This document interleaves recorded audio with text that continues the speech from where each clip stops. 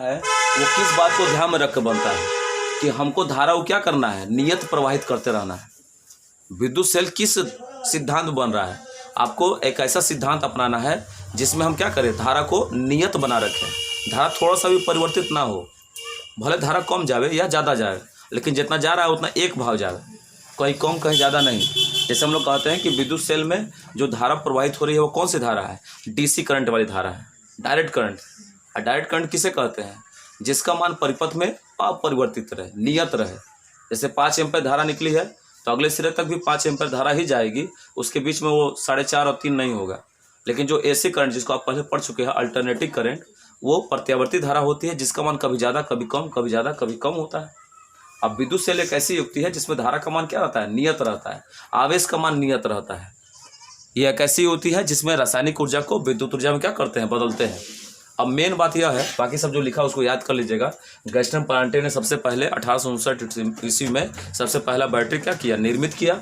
और बैटरी कितने प्रकार का होता है, सेल कितने प्रकार के होते हैं, 2 प्रकार के, एक होता है प्राथमिक, एक होता है द्वितीयक सेल। ऐसा सेल जो एक बार प्रयोग करे दोबारा उपयोग में, ऐसा सेल जो किसी कोई बार प्रयोग कर ले दोबारा उपयोग में नहीं आ सकता, खर्च हो जाएगा, खत्म हो जाएगा, अपव्यय खत्म हो गया उसका। जैसे मान लीजिए कोई क्या और टाँच का सेल ले लेंगे, टाँच का सेल लिखा है पता करना, पेंसिल वाला, उसका उपयोग करेंगे दोबारा उपयोग में नहीं आया, उसको फेंक देंगे हम लोग, तो ऐसा सेल क्या कहलाएगा, प्राथमिक सेल कहलाएगा। लेकिन जिसका बार बार उपयोग हम लोग कर सकते हैं, जैसे खासकर जो सेल पानी वाले होते हैं, है ना जी, ऐसे सेल को क्या कहते हैं आप लोग, द्वितीयक सेल कहते हैं। या मोबाइल में जो सेल लगा हुआ है, मोबाइल में जो बैटरी लगी हुई है वो कैसी सेल है, द्वितीयक सेल है, क्योंकि उसको बार बार क्या कर सकते हैं, चार्ज कर सकते हैं। अगर एक ही बैटरी एक के बार चार्ज होती, सोचिए हम लोग कितना भिखारी होते, मतलब ये समझ रहे हो ना, मतलब 17,000 का मोबाइल खरीदे, एक बार डिस्चार्ज हो गया, अब फेंक दो मोबाइल उठा के, हम लोग नया मोबाइल खरीद लो। क्योंकि हम लोग बैटरी किस चीज़ का बनाए हैं, प्राथमिक सेल वाला बना है। कोई प्राथमिक सेल का मोबाइल लेना चाहता है, कोई नहीं लेगा, कहेगा इतना पैसा कहाँ से, महीना में एक मोबाइल अलग खरीद जाए।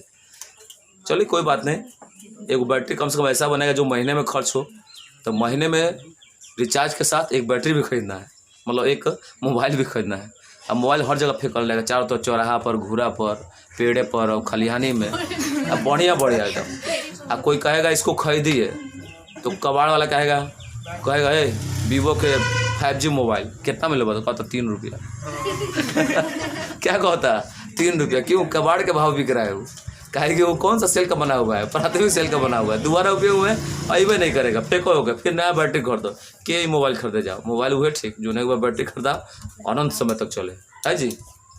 क्यों, क्योंकि मोबाइल की बैटरी में कौन सा सेल प्रयोग करेंगे हम लोग, द्वितीयक सेल प्रयोग करेंगे, जिससे बार बार आवेशित कर सके।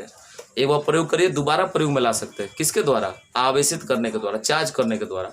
आवेश और चार्ज एक दूसरे के शब्द हैं, इंग्लिश टू हिंदी, ये मत समझना, कहीं जाके किसी को कह दो ना कि तने मोबाइल आवेशित करे के बाद, कहीं का करे के बाद, आवेशित, कहीं हमारा ना होला, हमारे यहाँ या दूसरा के घरे ले जाए। हाँ दुख, कुछ लोग खिंचा करेंगे, तू कौन बोला था हिंदी में, तू का शुद्ध भाषा बोला था, कहता मोबाइल आवेशित करे के बाद। अब कोई कहेगा मोबाइल चार्ज करना है, तो अनपढ़ आदमी भी समझ लेता है कि मोबाइल क्या करना है, चार्ज करना है। इंग्लिश ज़्यादा जानते हैं, हिंदी कम, भारत के लोग ऐसे पीछे बा, ज़्यादा हिंदी ज़्यादा, इंग्लिश ज़्यादा जानते हैं, हिंदी कम। हम लोग कहेंगे तो तुम लोग का पंजीकरण कराना है, सारे 11 वाले बच्चे अपना पंजीकरण करा दे, तो ये काम हो, लगता है सरकार ने कोई नया योजना शुरू किया है। कौन को समझने लगे पंजीकरण कौन चीज़ होला। अब किसी को कहेगा तुम लोग 11 में रजिस्ट्रेशन कराना, कहते अच्छा जो रजिस्ट्रेशन, ये बात कहिए, तो इंग्लिश बोलिए, हिंदी तो कम समझ में आता, उनको आता है, समझ रहे ना। तो जिस सेल का एक बार प्रयोग करे दोबारा उपयोग में नहीं आ सकता है, वो बेकार हो गया, तो ऐसे सेल क्या कहेंगे, प्राथमिक सेल कहेंगे। इन्हें दोबारा आवेशित नहीं कर सकते, चार्ज नहीं कर सकते हैं। लेकिन जिन्हें बार बार चार्ज कर सकते हैं, एक बार उपयोग करिए दोबारा उपयोग में लाया जा सकता है, उसे क्या कहते हैं, द्वितीयक सेल कहते हैं। लेकिन मेन पॉइंट क्या है कि विद्युत सेल किस सिद्धांत पर काम करता है, तो जब भी चूँकि विद्युत सेल में कौन सी धारा बहती है, डायरेक्ट करंट वाली धारा बहती है, नियत धारा बहती है। तो धारा को नियत कैसे बनाएंगे, तो धारा को नियत बनाने के लिए, धारा का प्रवाह कराने के लिए विभवांतर को क्या करते हैं, नियत करना पड़ता है।